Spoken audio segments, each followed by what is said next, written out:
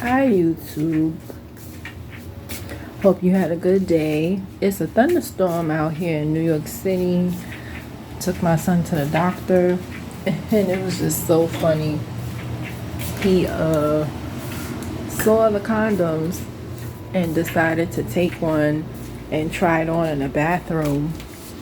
And we had a whole discussion about it, and I was telling my friend, like, I was checking his phone because that's just the type of mama I am. I check phones.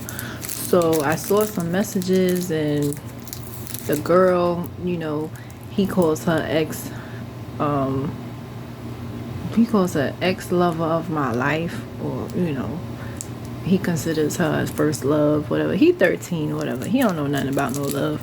But, so we had a discussion, and I make sure, I let him know. I'm like, I tell him things, and it's good to have that openness with your child. You have a teenager, don't be ashamed to talk to them about things, because this is a real world and you don't want them to be that kid to not know and be naive.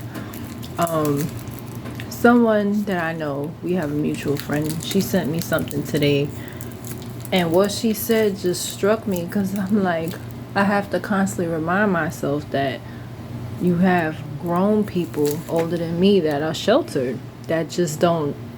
I wouldn't call it ignorance, because I feel like ignorance is when you push something away. I guess you could call it ignorance, but to me it's not really ignorance. To me it's just like sheltered. If at 40 something years old you think certain things about people, it's sheltered. It's like you chose to, I don't know. But anyway, so the topic at hand was a 44-year-old woman. She killed her 28-year-old son because he didn't want to go to the store for her. Now, granted, what she did was wrong. You should never, I don't know if he died, but she shot him.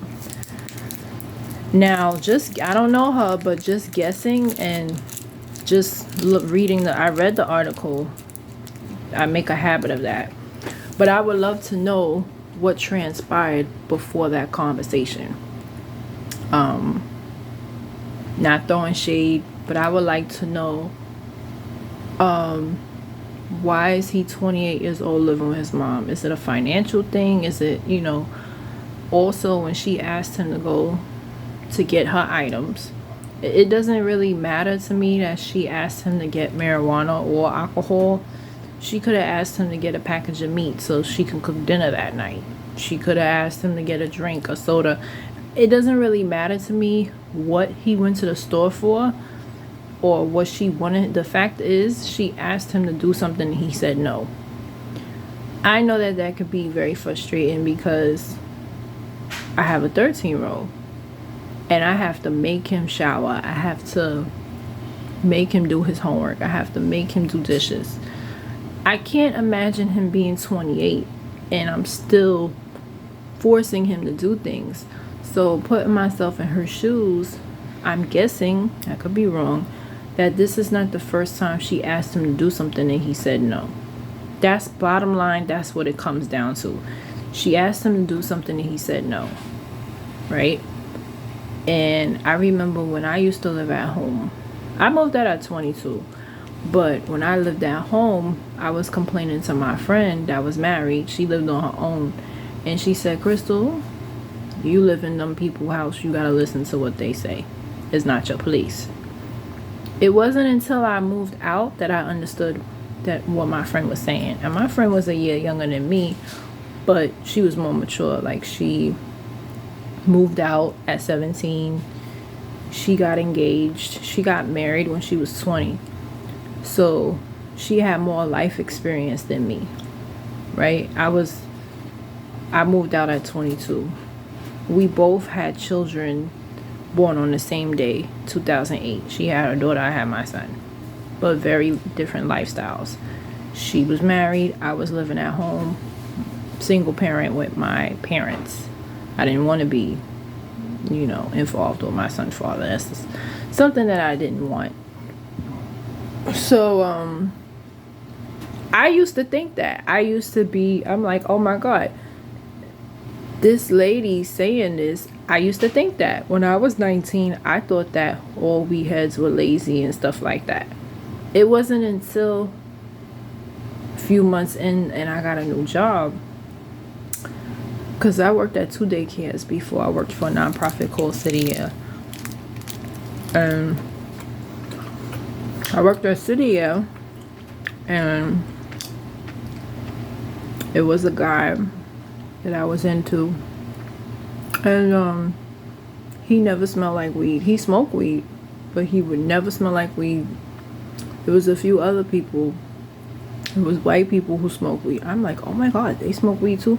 It was an eye opener. And that's usually the age when it's like, you learn things, 19, 20, 21 years old.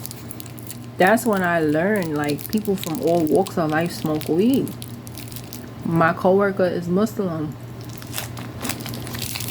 She wears the thing on her head. She's so small and she look innocent. And she told me in conference she smoked weed. There's so many people that I've met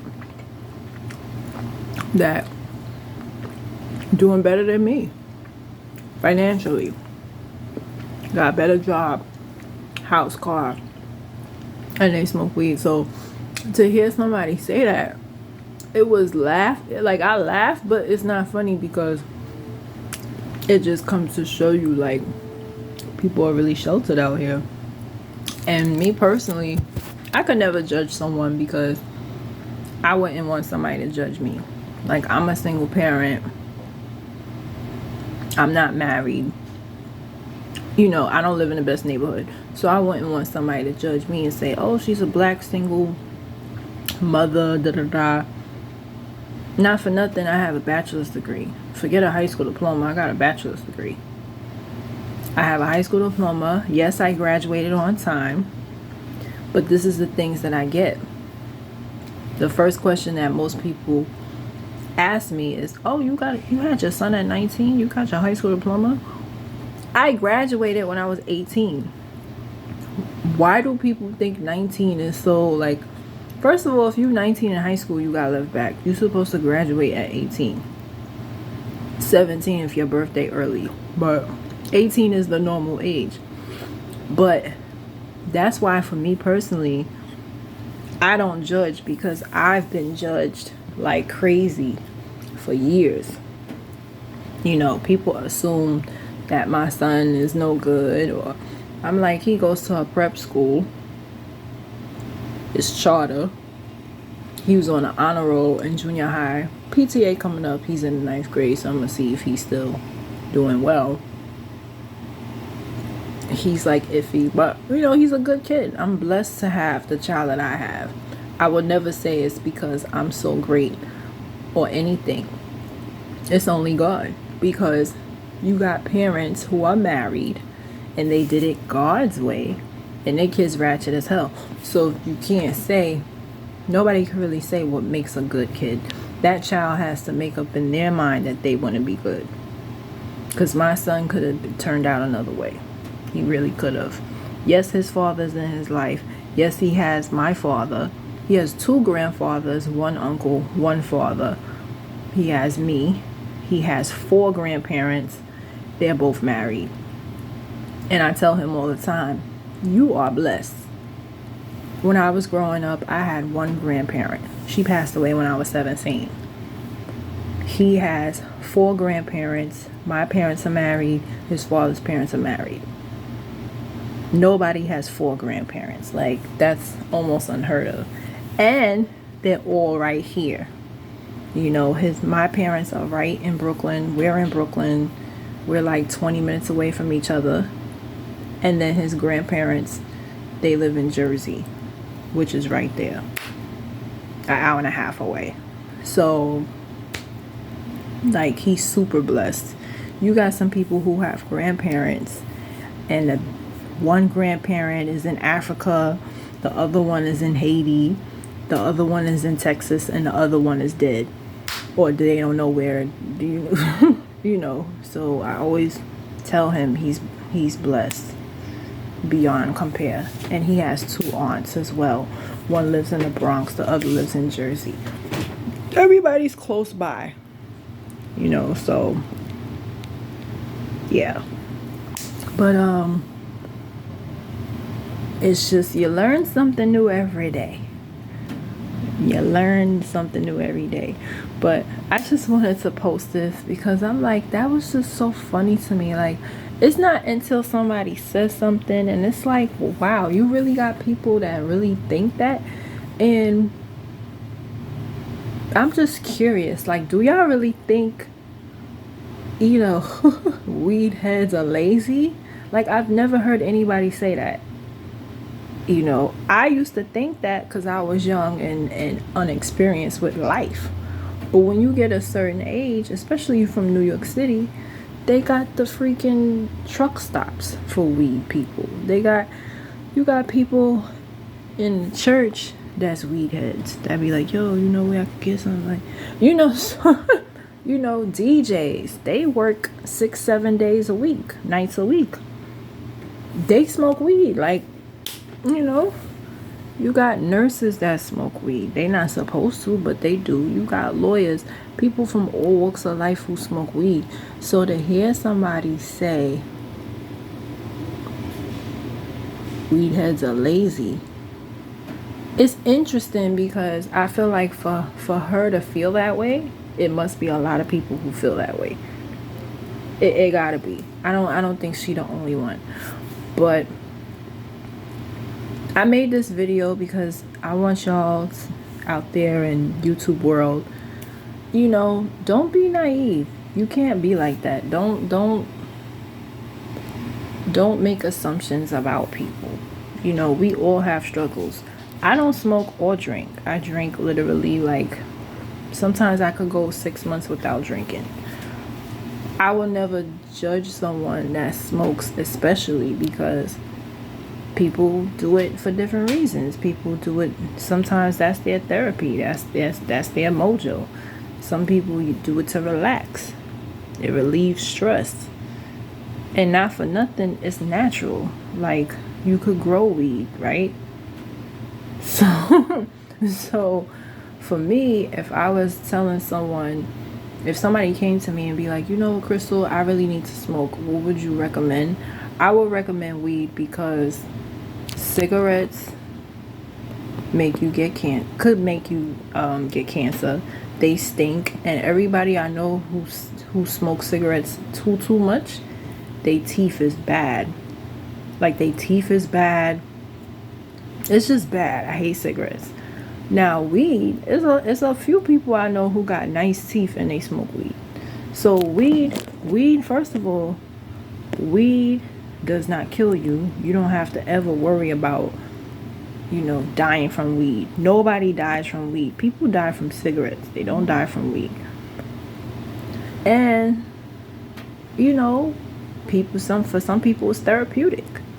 Literally, that's their medicine. So you can't say weed is bad. To me, it's like, if someone's lazy, they was lazy before the weed. And I was telling my other friend, you know, she does it. I knew her for 5 years. I never knew that this girl smoked weed. And I'm like, oh my God, you know. I was a little shocked because she's a housewife. Like, she's a homebody. She just had her kid last year. And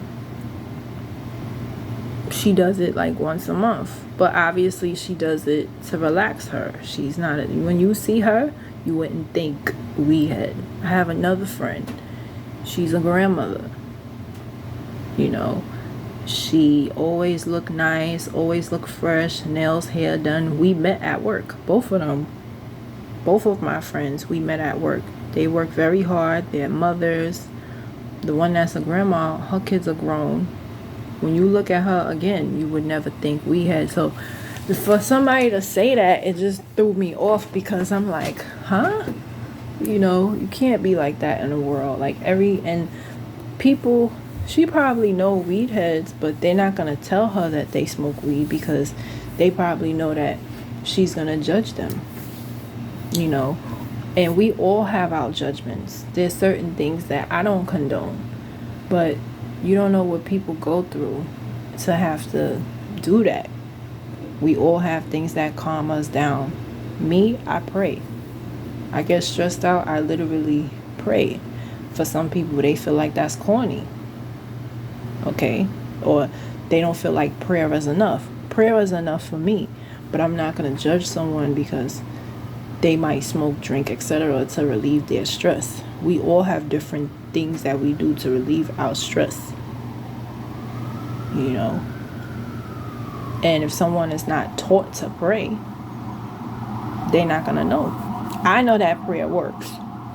Not because of church attendance. Because to be honest, the churches I've been to, they didn't have no Holy Ghost. Not throwing shade. But my elementary school, my high school, they taught me to pray. My father is a praying man. My mom, she prayed too, but my father is really the one who really, you know, he's big on that. He's big on prayer. He really taught me that. In my elementary school, I learned how to pray at the tender age of 9, 10 years old. You know, the name of my elementary was Pilgrim Christian Academy.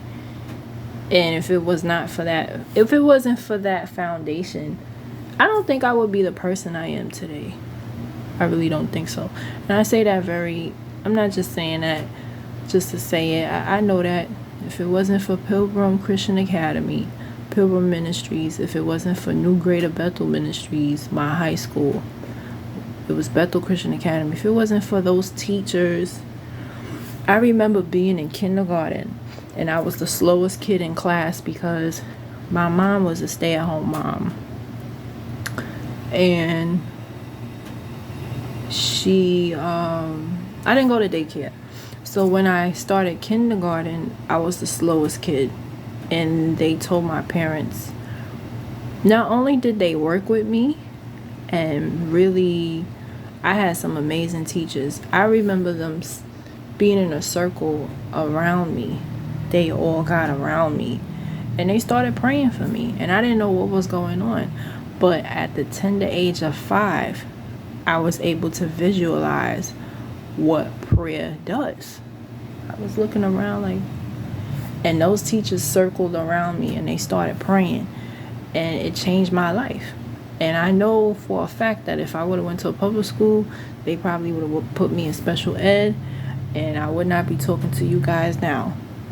I would have been a statistic or something. Who knows what my life would have turned out to be. But I'm saying all of this to say I was blessed to have that experience. I was blessed to have, even though my parents have their flaws, I was blessed to have the parents that I have. I was blessed to go to the schools that I went to.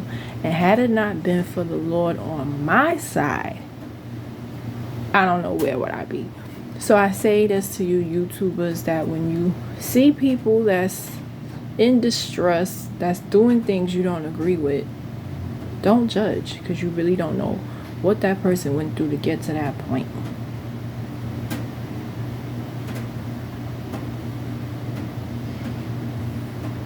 Bye, YouTube.